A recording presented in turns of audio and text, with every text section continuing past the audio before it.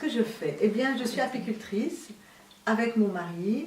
Nous entretenons 300 colonies d'abeilles. On essaye de les garder en vie.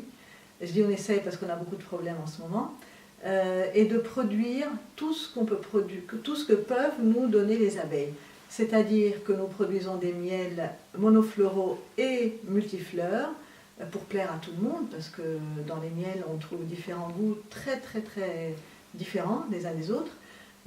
On produit du pollen frais, on produit de la propolis, on est les seuls producteurs de gelée royale en France, et la cire d'abeille.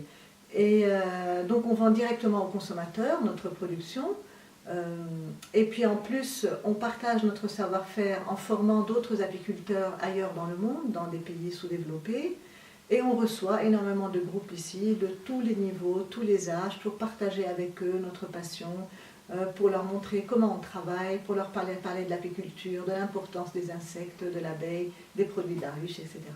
Voilà en gros ce qu'on fait.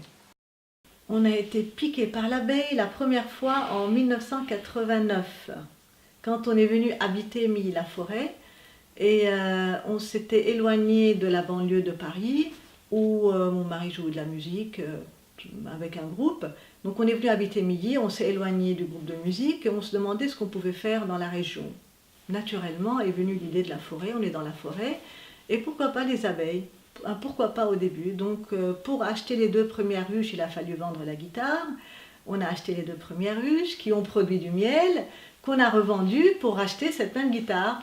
Et maintenant on a 300 ruches. Donc pourquoi on en a fait notre métier? Parce que ça nous a plu, parce que vraiment plus on s'intéressait, plus on élevait d'abeilles, et plus on se posait des questions, et plus on essayait de trouver les solutions.